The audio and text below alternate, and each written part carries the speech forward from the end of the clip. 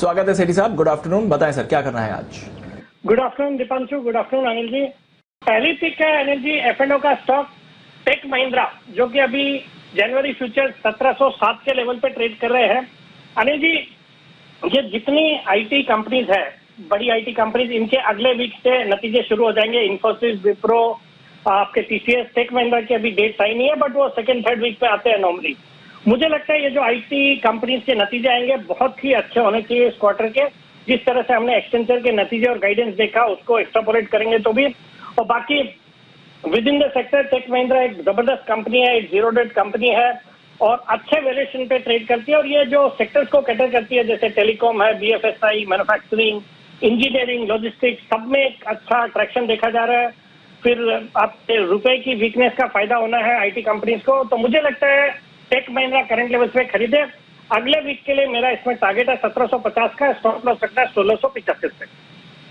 जैसे का stop loss 1750 का टारगेट, परफेक्ट। बताइए सर, दूसरा पिक। दूसरा पिक है अनिल जी बैंकिंग सेक्टर से, और हट के अलग टाइप की बैंक है फिनो पेमेंट्स बैंक, जो कि अभी 416 के लेवल पे स्टॉक ट्रेड कर रहा है। इस बैंक का अनिल जी IPO आया था 577 के प्राइस पे। बहुत ही एग्रेसिवली प्राइस IPO था, जो कि अच्छे, मतलब बहुत ज्यादा अच्छा रिस्पॉन्स भी नहीं मिला, जो लाजमी था, बिकॉज प्राइसिंग बहुत एग्रेसिव थी। बट अब जब वहां से 30% का करेक्शन होके 415 के लेवल पे ये स्टॉक ट्रेड कर रहा है, तो एक बहुत ही अच्छा मौका है लोगों को खरीदारी करने का। ये एक निश टेक्नोलॉजी कंपनी है फाइनेंशियल सर्विसेज सेक्टर में, जो कि बैंकिंग के अलावा भी बाकी भी सब फाइनेंशियल सर्विसेज प्रोडक्ट को कैटर करती है। बाकी इनकी डिटेल्स देख रहा था तो ये भारत में डिजिटल ट्रांजैक्शन फैसिलिटेट करने वाली तीसरी सबसे बड़ी बैंक है। दूसरा, माइक्रो ATMs, इनके हाईएस्ट, सबसे बड़ा नेटवर्क माइक्रो ATMs का इसी बैंक का है भारत में। और तीसरा, FY21 में थर्ड हाईएस्ट डिपॉजिट ग्रोथ थी with in the banking space. तो इस तरह के सॉलिड फंडामेंटल्स है। बाकी न्यू एज बैंक है, मुझे फ्यूचर बहुत ब्राइट लगता है। और ये करेक्शन के बाद जो 30% का IPO के प्राइस से करेक्शन हुआ है, मुझे लगता है एक अच्छा मौका है इस स्टॉक को खरीदने का। और वैसे भी बैंकिंग सेक्टर पे बुलिश है। In the run up to the budget भी मैं मानता हूं बैंकिंग सेक्टर अच्छा करेगा। तो फिनो पेमेंट्स बैंक में खरीदारी करने की सलाह। मेरा शॉर्ट टर्म टारगेट है 440 का, स्टॉप लॉस रखना है 405 रुपए का। कुछ इंपॉर्टेंट डेवलपमेंट हुए हैं चुनिंदा पावर कंपनीज के लिए, स्पेशली जो ग्रीन एनर्जी में इन्वॉल्व हैं, जो काफी बड़े हो सकते हैं आगे जाकर। तो आइए जानते हैं इनके बारे में कुशल के साथ। कुशल, बताइए क्या खबर लेकर आए हैं आप? देखिए, यहाँ पर काफी important development green energy corridor के लिए होती है। देखिए, जो कि इनका फेज 2 है, उसमें सरकार जो है 12,000 करोड़ रुपए के खर्च को मंजूरी दे दिया। इसका कैबिनेट में इस चीज पर फैसला लिया गया था। इससे काफी सारी कंपनियां जो कि रिन्यूएबल एनर्जी में है, उनको फायदा होता हुआ दिखेगा।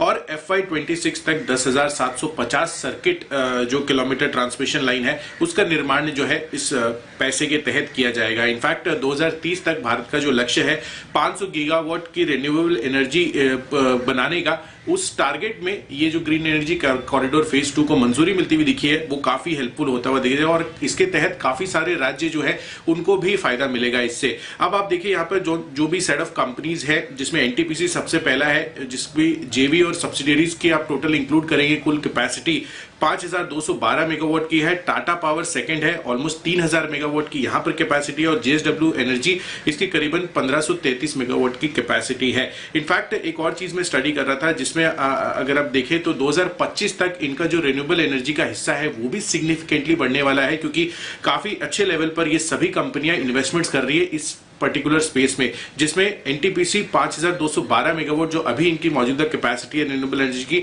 वो 2025 तक ऑलमोस्ट 23,000 मेगावाट हो जाएगा। यानी कि अभी से 4.5 गुना आपको ये रिन्यूएबल एनर्जी इनकी बढ़ती हुई नजर आएगी कैपेसिटी वाइज। टाटा पावर 30% है, वो बढ़कर 60% हो जाएगी। और JSW एनर्जी यहाँ पर 30% अभी इनकी कैपेसिटी है, वो अब आगे चलकर 2025 तक 68% हो जाएगी। तो आगे के लिए भी जितनी भी कंपनियां हैं लगातार रिन्यूएबल एनर्जी पर फोकस कर रही है और वहीं पर अपनी इन्वेस्टमेंट बढ़ा रही है।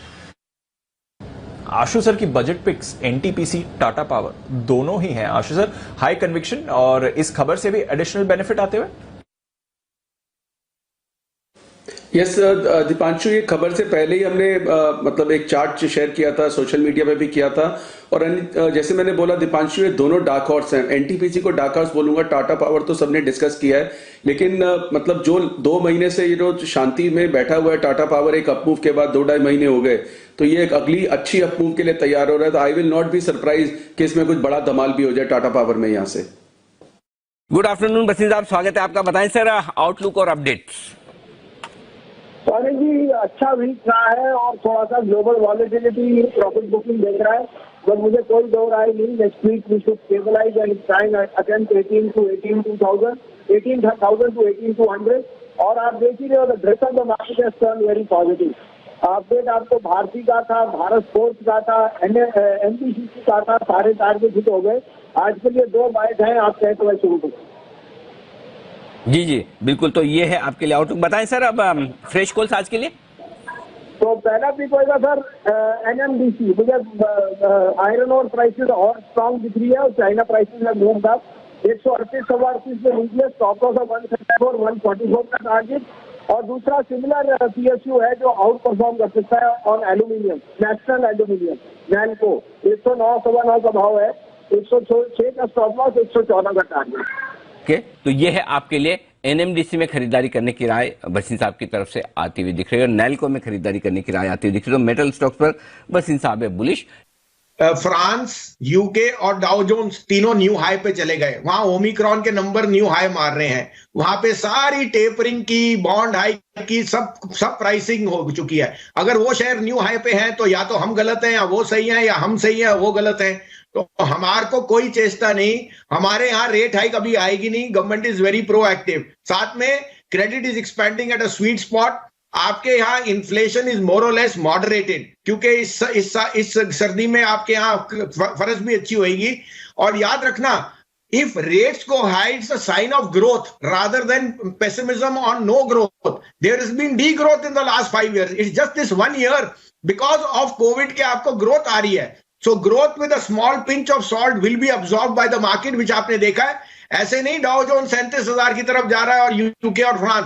तो मुझे कोई दो राय नहीं कि slightly higher rates is going to be priced in.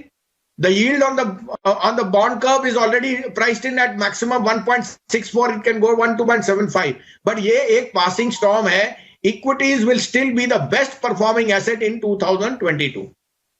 ठीक है। अब हसीन साहब, एक क्रूशियल चीज देखिए, लास्ट ईयर हमने तकरीबन इंडेक्स लेवल पर 25% के आसपास के रिटर्न देखे हैं। दो जवाब आप मुझे दीजिए। 2022 में कौन से सेक्टर से दूर रहना है, कौन से ज्यादा ओवर वैल्यूड हो गए हैं, और कौन से स्टॉक्स पर बिल्कुल नजर गड़ा के रखनी चाहिए, और थोड़े से अगर करेक्शंस आते हैं, डिप आते हैं, तो वहां पर बाई करनी चाहिए।